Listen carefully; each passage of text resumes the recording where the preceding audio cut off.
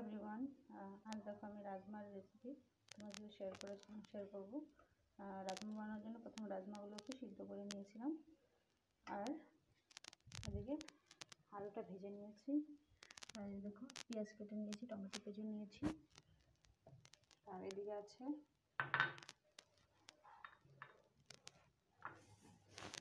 আদা রসুন আর কাঁচা লঙ্কা পেস্ট করে নিয়েছি।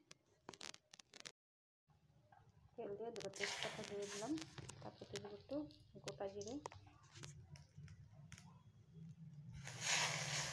ভালো মতন ভেজে নেব। এটা হয়ে গেলে আমি দিয়ে দেবো পেঁয়াজ কুচি দেবো।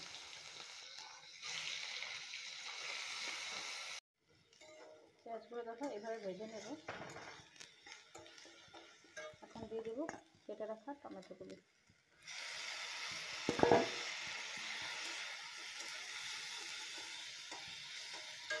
সাথে একটু দিয়ে দেবো নুন, দিয়ে এবার ভালো মতন ভেজে নেব। রাজমাগুলো তোমরা চাইলে নিতে পারো। এই যে 800 ml আমি নিয়েছি 800 ml প্যাকেট। তো খেতে অনেক টেস্টি হয় এই রাজমাগুলো। দোকান থেকে কেনা রাজমা থেকে এটা অনেক বেটার বলতে গেলে, আর টেস্টিও লাগে। তোমরা চাইলে কিনতে পারো।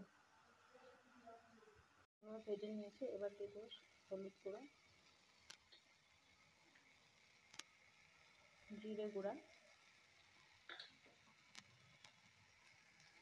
ধনে গুঁড়া,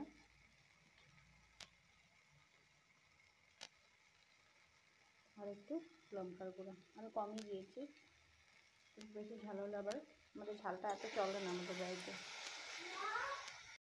তারপরে যে বেটে রাখা আদা রসুন আর লঙ্কার গুঁড়োগুলো ঢেলে দেবো।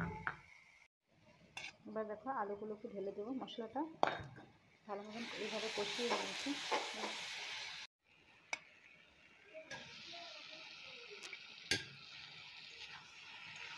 এবার নেড়ে চেড়ে নেবো ভালো মতন, এটা কষিয়ে নেব। এখন দেখো ভালো মতন কষানো হয়ে গেছে। এখন রাজমা ঢেলে দেবো।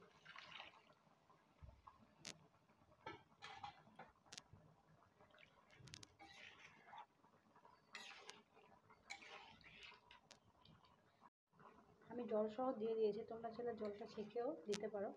তো আমি এবার এটাকে ভালো মতন মশলাটা ঢোকার জন্য একটু ঢেকে দেবো আর একটু সেদ্ধ হতে দেবো, তারপর আবার কষাবো। এভাবে কষিয়ে নেব। এবার গরম করে রাখা জলটা ঢেলে দেবো।